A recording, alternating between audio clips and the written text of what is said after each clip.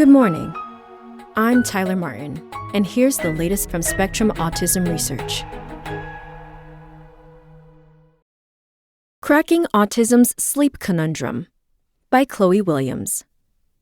About 15 years ago, Ashura Buckley made an observation that intrigued her. She was monitoring the overnight brain activity of children with autism or developmental delay using electroencephalography, EEG, and noticed that their brainwave patterns were strikingly different from those of their neurotypical peers. Specifically, in their recordings, the patterns that mark different stages of sleep were often much harder to spot, says Buckley, a pediatric neurologist and sleep medicine specialist at the U.S. National Institute of Mental Health in Bethesda, Maryland.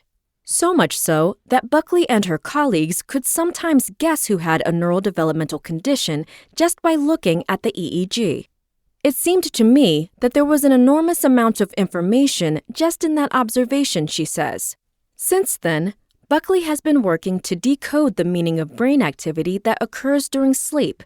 In November, she launched a project to assess the genetics, sleep, and behavior of neurotypical children and those who have been flagged for, diagnosed with, or have an older sibling with a neurodevelopmental condition, such as autism.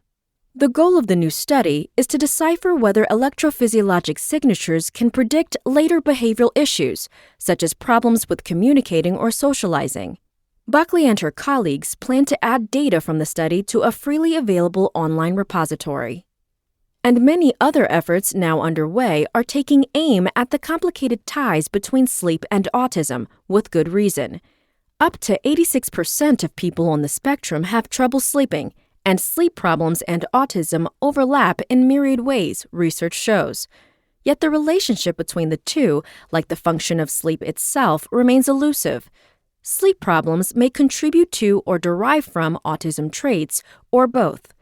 It's hard to know which comes first, says Amanda Richdale, adjunct professor at La Trobe University's Olga Tennyson Autism Research Centre in Melbourne, Australia, who has studied sleep disturbances among people with autism since the 1980s.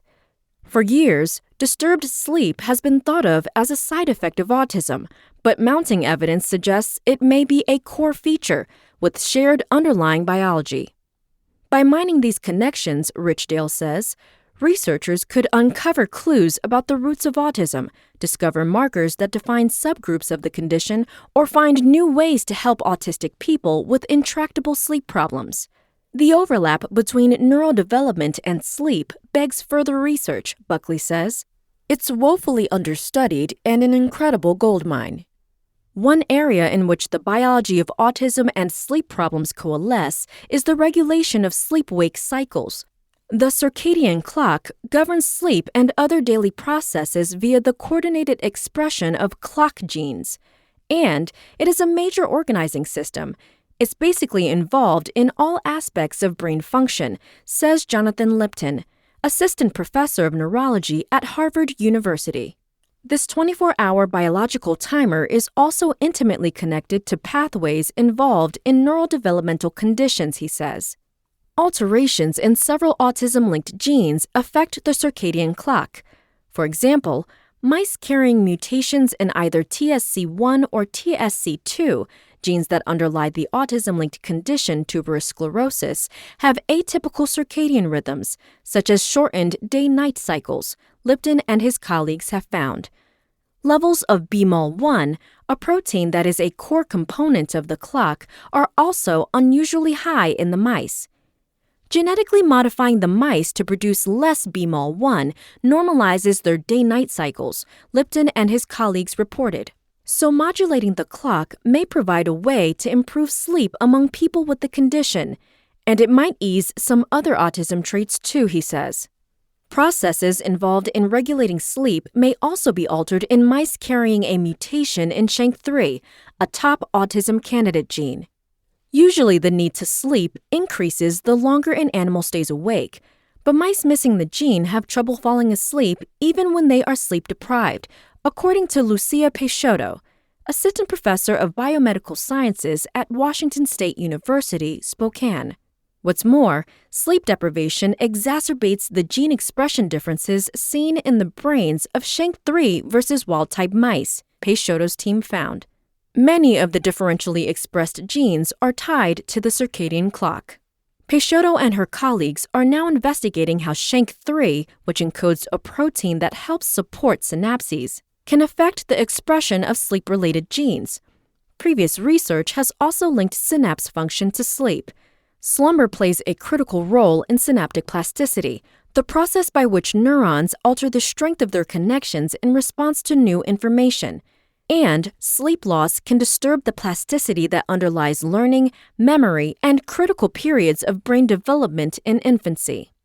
Having sleep problems from early on can have a profound, long-lasting effect on how experience shapes the brain, Peixoto says, noting that among prairie voles, sleep disruption early in life also leads to altered social behaviors, according to one 2019 paper. She says she suspects that sleep loss might contribute to autism by altering brain development.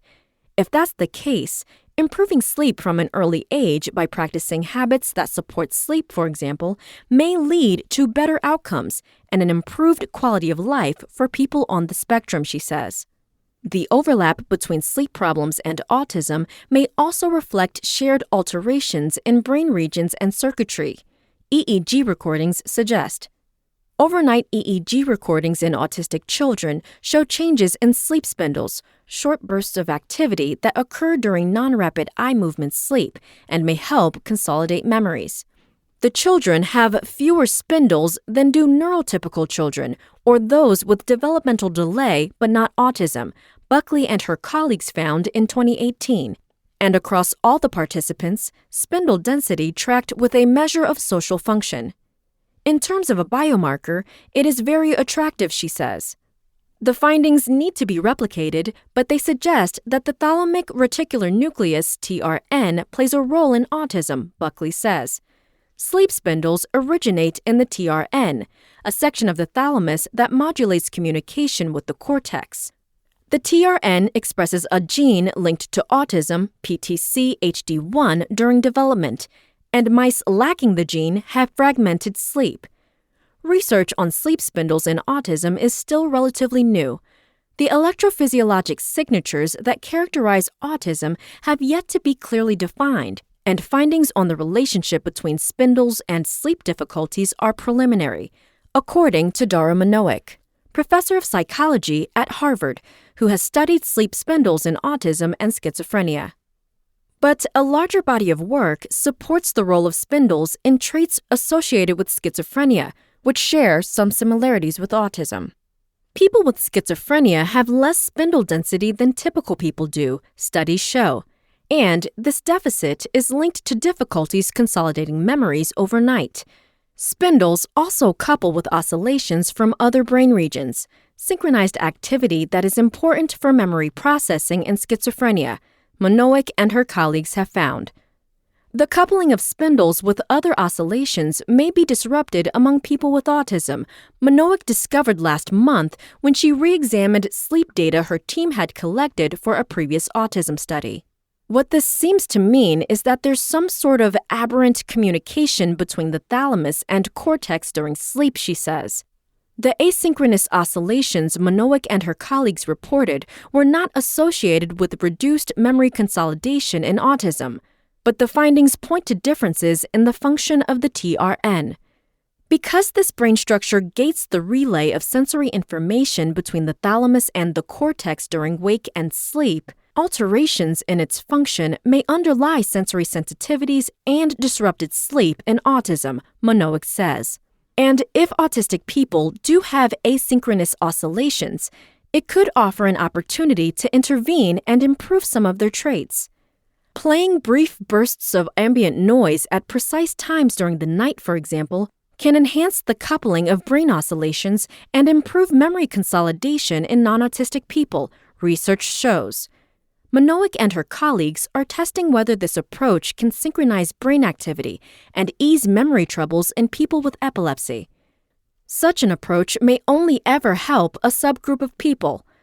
There are likely many causes of disturbed sleep among people on the spectrum, Richdale notes, And for some, poor sleep habits, anxiety, or depression might be more to blame than biology. That fits into the idea that there are multiple pathways to autism, she says. Nonetheless, sleep is a worthy treatment target in autism, Buckley says.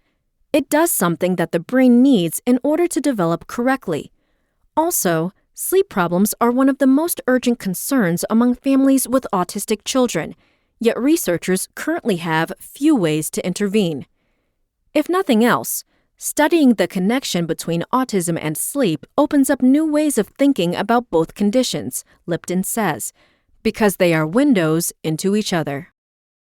That's all for today. Check back on Monday for more content from Spectrum Autism Research, or go to spectrumnews.org.